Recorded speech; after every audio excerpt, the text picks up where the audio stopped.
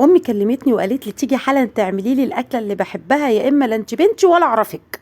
قلت لها يا ماما انا ورايا حاجات في البيت كتيره، طب بكره؟ قالت لي ما فيش بكره ولا بعده، انا نفسي فيها دلوقتي حالا. انتوا عارفين طبعا الام ما فيش بعدها تاني، ام ثم امي ثم امي. يعني ربنا يخليهم ويديهم الصحه ويخلي كل الامهات يا رب لاي حد يا رب العالمين، ما يحرمناش منهم ابدا ولا من دعواتهم ولا من بركتهم.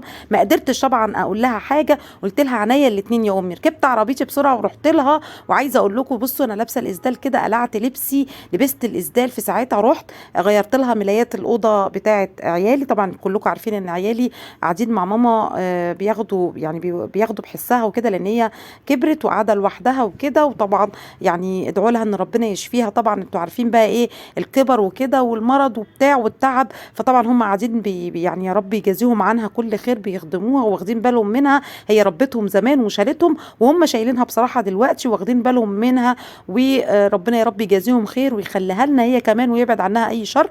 مسكت بقى السراير اللي جوه دي، غيرت الملايات بقى بتاعتها. طبعا هم شباب يا دوبك مثلا ممكن يجيبوا بانيه يعملوه، يكنسوا كده بالمكنسه، في غسيل يتغسل يحطوه، لكن طبعا ما بيعرفوش يغيروا ملايات، فبيستنوني انا لما اروح. غيرت لهم بقى ملايات السرير اللي هم بيناموا عليها، وظبطتها لهم كده ونظفتها لهم، والكفرتات اللي فوق دي عشان خاطر ما تحركش الملايات وما تزحلقش الملايات معاهم ولا اي حاجه.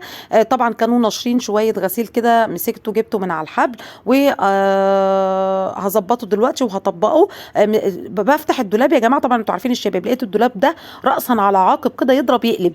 عايزه اقول لكم ما فيش حاجه مكانها. مسكت الدولاب من اوله لاخره، ربنا عني والله واداني الصحه. انا عايزه اقول لكم عملت كل ده في نص ساعه بالظبط، يعني الحمد لله اللهم لك الحمد. يعني مسكت الدولاب من اوله لاخره زي ما انتم شايفين كده، طبقته وطبقت الحاجات كمان اللي كانت على الحبل، وحطيت لهم كل حاجه في مكانها، وقلت لهم يا ريت اتوسل اليكم ان انتوا كل حاجه بعد كده تحطوها مكانها، لان مش هينفع كده الكلام ده. كل ما هتاخدوا الحاجه متنظمه كل ما هتلاقوا الحاجه متنظمه زي ما هي، ومش هنتعب فيها ولا نعمل اي حاجه. قالوا لي حاضر، بسمع الكلام ده طبعا كتير بس ما بيحصلش، ما علينا يعني. المهم طبقت لهم حاجتهم كده وظبطت لهم الدنيا. شوفوا الدولاب بقى شكله يشرح. قعدت تدعي لي كتير قوي، ربنا يا رب يخليها ويبارك لي فيها ويديها الصحه. بصوا الملايات اللي تحت دي والفوط انا برضو مطبقاها، وحاطه كل مخدات في قلب الملايه بتاعتها، ومظبطه الدنيا والفوط مكانها وكل حاجه تمام. وعلقت لهم الجواكت بتاعتهم ورا الباب في شماعه وكل حاجه، اللهم لك الحمد. تمام تمام. حطيت بقى كده الكفرتات اللي انا كنت غيرت بقى ايه السراير، الكفرتات اللي فوق بغسلها لوحدها والملايات بغسلها لوحدها.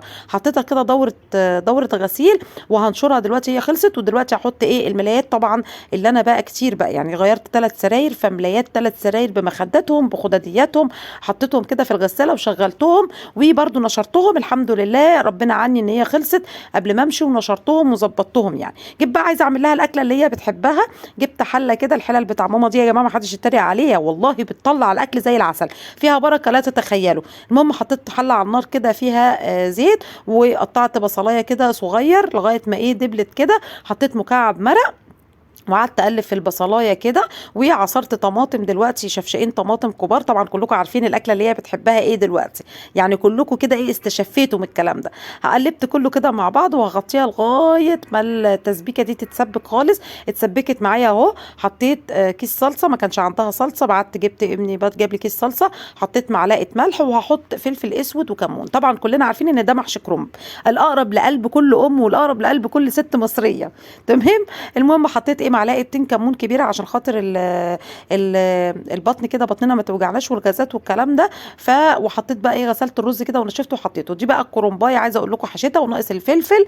تمام. هحشيه بس يا دوبك اهو، نقعاه في ميه كنت بغسله كده. بقى الكرنبه خلصت خلاص اهو، فضيتها في صينيه. بصوا زي العسل والله والله والله، اسرع اكله عملتها. بصوا الفلفل تحفه. جبت 7 كده عشان خاطر يهضم، عشان ما يبقاش غلط. عملت الفراخ في الفرن وعملت المحشي. دول ولادي وماما قعدت تدعي لي كتير، ربنا يبارك.